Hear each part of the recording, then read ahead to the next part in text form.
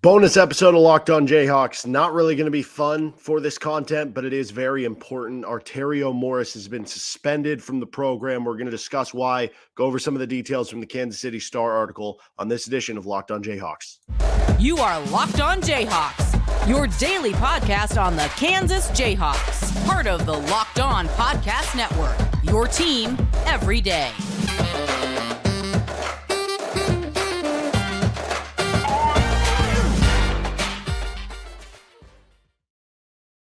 Well, this is not going to be a fun episode. I'm Derek Johnson. You can find me as well, Rock Chalk Sports Talk, Monday through Friday from 3 to 6 p.m. on KLWN in Lawrence.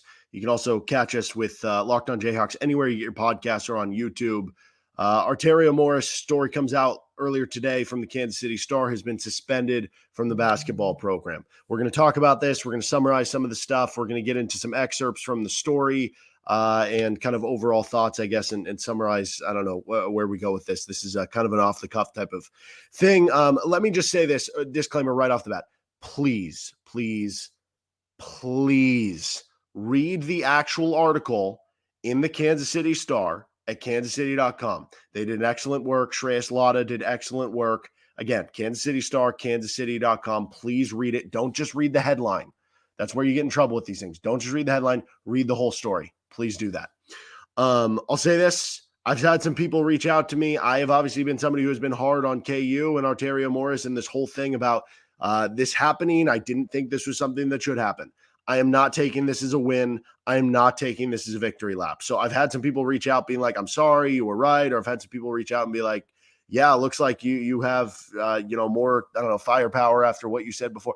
I'm not taking this as a victory. This sucks. This sucks that you have somebody, some girl who hypothetically, if that's what this is about, or the situation that this is in, it's a very bad, unfortunate situation that I would wish upon nobody, not a single soul. And so I don't care if I was right from the beginning. That's not what this is about. It sucks. Hopefully everyone's okay, and Arterio Morris should never play basketball for KU. To summarize what kind of went on here, I am going to read this part verbatim from the Kansas City Star. Again, please read the article yourself. I'm not going to go over everything, and I shouldn't because you should, provide that to the Star. But I think the beginning here is pretty prevalent to get to, and I don't want to, I guess, misspeak on anything. Kansas men's basketball guard Arterio Morris has been suspended from the KU program following a rape accusation that was reported to the University of Kansas Police Department. Morris is not named in the incident report, but a KU athletics official told the Star he, quote, has been suspended, end quote, from the program, and we have no further comment. A second source confirmed an allegation had been made against Morris. Now you might be saying, okay, but they didn't confirm, it was him. Well, why else would he be suspended? And as we're going to go through some other stuff here, a lot of no comments on Morris. If it wasn't him, wouldn't someone say it wasn't him as opposed to saying no comment? Obviously, this comes after he had just settled his case where he had I think it got written down to, I forget if Class C is the lowest one or Class A, whichever one it was the lowest one, and a small fine was given, but that was figured out due to his, alleged sexual assault that happened a couple years ago from before. So now this comes out now. I want to get into some excerpts, though, here. First, we have to take a quick time out. This episode is brought to you by LinkedIn Jobs. These days, every new potential hire can feel like a high-stakes wager for your small business. You want to be 100% certain that you have access to the best qualified candidates available, which is why you have to check out LinkedIn Jobs. LinkedIn Jobs helps you find the right people for your team faster and for free. Add your job in the purple hashtag hiring frame to spread the word that you're hiring. Simple tools like screening questions make it easy to focus on candidates with just the right skills and experience so you can quickly prioritize who you'd like to interview and hire. It's why small businesses rate LinkedIn Jobs number one in delivering quality hires versus leading competitors. LinkedIn Jobs helps you find the qualified candidates you want to talk to faster. Post your job for free at linkedin.com/lockedoncollege. That's linkedin.com/lockedoncollege to post your job for free. Terms and conditions apply. So some interesting story excerpts as part of all this. The report was from the 1700 block of Naismith Drive in late August, which was confirmed on the report as McCarthy Hall. Johnny Furphy, El Marco Jackson were listed as witnesses. Nick Timberlake was listed in the other category.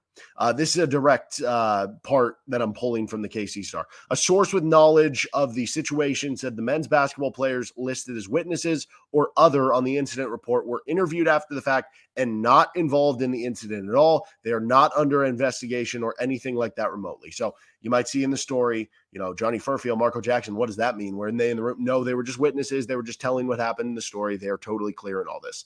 Morris's agent, Morris's mentor, Arterio Morris himself, Bill Self, Travis Goff, they were all reached out to by the Kansas City Star, all gave no comments. Also from the Kansas City Star, on Tuesday, September 12th, more than 2 weeks after the alleged incident occurred, a listing for the alleged rape was uploaded to an online crime report database. The Star made multiple requests for the incident report from KU police on Tuesday before filing Kansas Open Records Act request, which was fulfilled by KU on Friday. I think you have like 3 days to fulfill that request. For what it's worth, by the way, KU fulfilled the request on Friday. This is not KU being like, oh yeah, this is wrong, here's the documents. This kind of makes me mad. Based on when the story came out, which was Friday night, you hear the phrase sometimes news dump, which sometimes if you have a company that has something bad or bad PR, they'll put out the news on Friday at 5 or after 5 when all the sports cycle is done and it won't be talked about till Monday and you have all the games going on over the weekend that maybe gets brushed under the rug and you have all these other things that get attention kind of focused to. This tells me that with the story come out Friday night, I'll just tell you this. I know, I believe, I don't know. I am under the impression, I guess I don't know this for a fact. I am under this the impression that KU probably purposely gave this report when they had to the Star on Friday at a specific time so that they would have to post the article that it was similar to a time for a news dump. That is so messed up to me, so messed up so that this gets swept under the rug.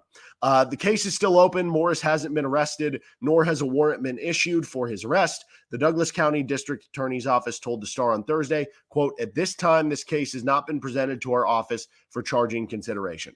Okay, so a lot of info I just threw at you very fast. Again, check out the article yourself in the Kansas City Star.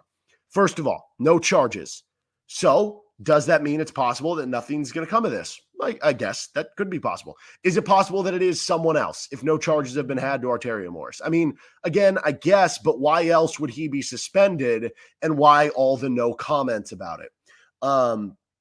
If it wasn't him, someone would have just commented and said that it wasn't him. Second of all, why has he not been charged yet? Well, I guess it's possible there never is a charge. It's also possible usually the DA or whoever waits to get everything is going to wait so they have all the information and have everything to get a full charge. Like, it is a legal matter.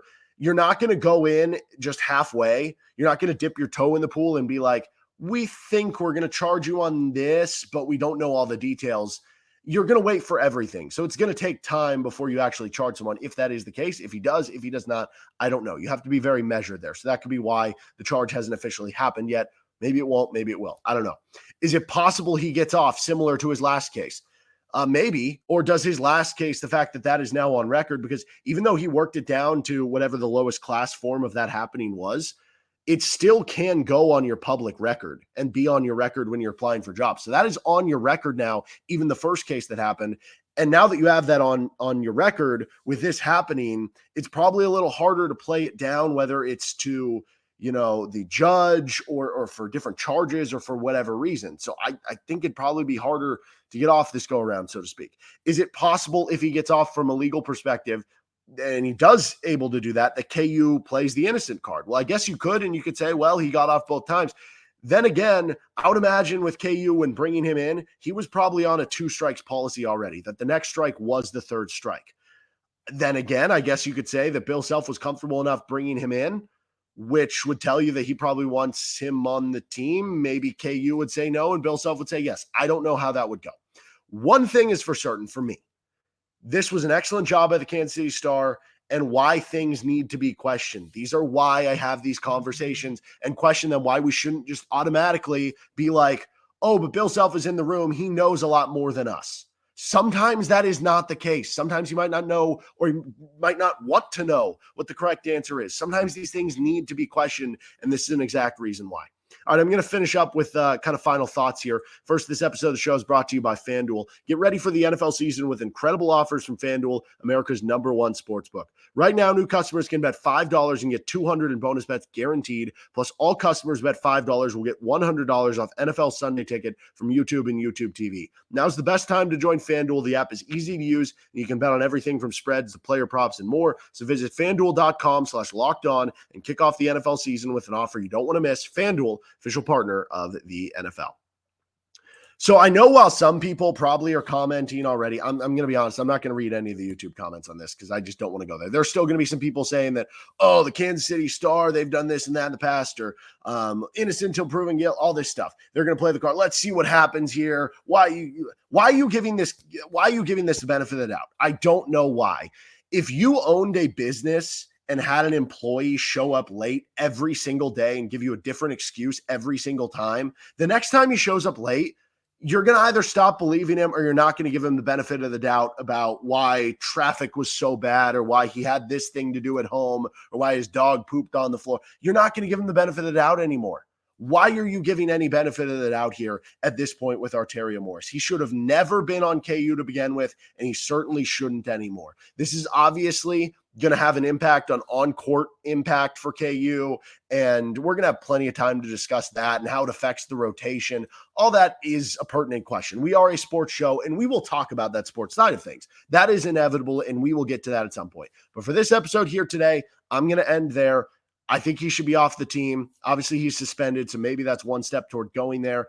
Should you wait a little longer before kicking him off the team officially and wait for some of the dust to settle? I will agree with that, yes. But the way this is going and the way the past is gone and the way he came in, I think this was a horrible gamble by Bill Self from the get-go, and it's unfortunate. It's unfortunate. This is a sucky situation. You hate to see it from all parties involved, and I don't know where we go from here. All right, that's going to do it for this episode of Locked On Jayhawks.